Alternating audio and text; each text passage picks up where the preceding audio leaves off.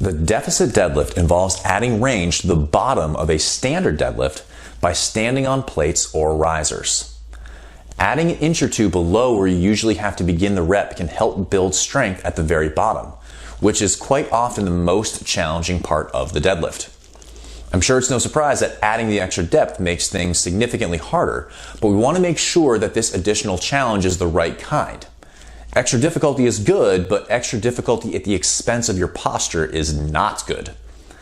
The nature of the deadlift requires you to bend at the waist, and when you bend at the waist, you lengthen or stretch your hamstrings. If your hamstrings are too tight, or perhaps you're on the taller side, your hammies might not have the range necessary to bend far enough to grab the bar while keeping your spine straight. The tendency is then to allow the back to round to make up the difference, to reach further. And that's not good. For our training programs, we want to maintain a neutral spine when doing any sort of hip hinging movement. Rounding your back is counterproductive and opens the door for injury.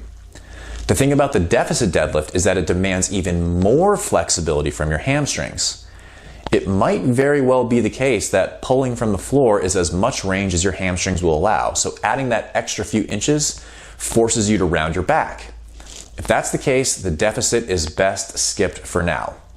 Adding this extra range at the expense of keeping a neutral spine is counterproductive. It doesn't do us any good to accumulate bad reps.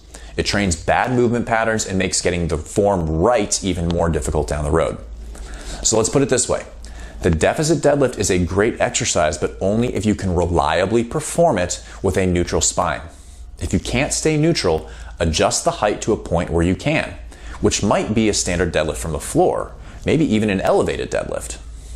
But proper posture takes priority over extra range. This can be challenging to identify on your own, so this is a great example of why filming yourself can be extremely helpful.